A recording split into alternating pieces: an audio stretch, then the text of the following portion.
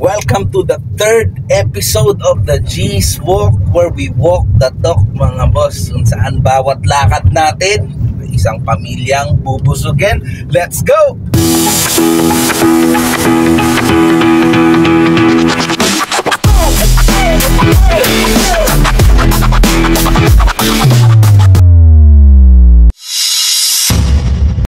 Before anything else, shoutout pala sa Lola Mater ko. Get well soon po. We love you. Inshallah, we'll see you next year.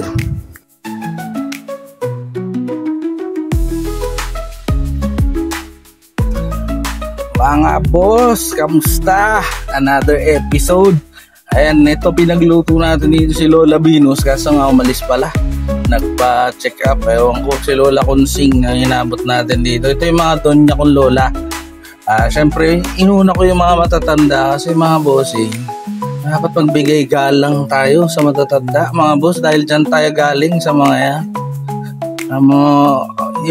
Yung mga bagay nga na, yung alak nga na vintage, di ba, pinapahalagahan.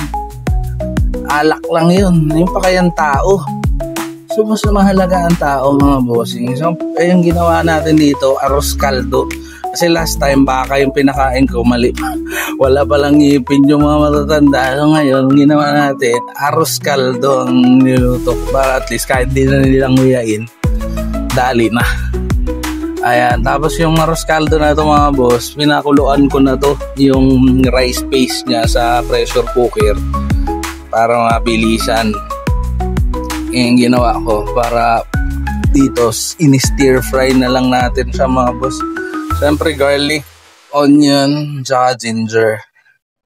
Yung garlic, kailangan brown para mas masarap. Yun yung mas malasa. Hinati ko yung garlic dyan para pang toppings yung iba. Ayun. Tapos, kinakain ko si Lola Consing kaso nag-breakfast na pala. Sabi ko mamaya na lang. Tsaka mainit pa Ayaw niyang mainit. Yun lang mga bossing, ngayong araw na to, wala naman ng iba tayong naganap na maganda, pero bakit ko ginagawa to mga boss?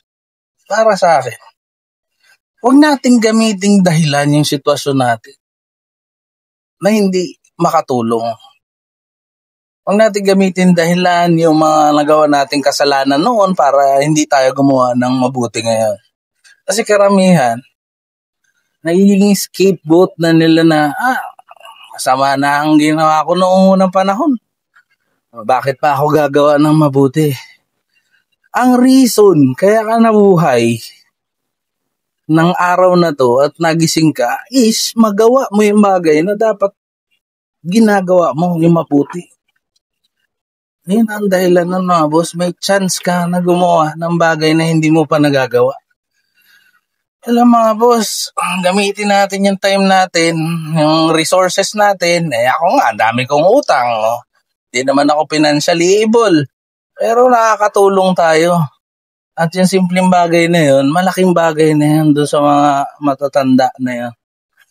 At syempre, hanap pa tayo next time ng pamilya na medyo,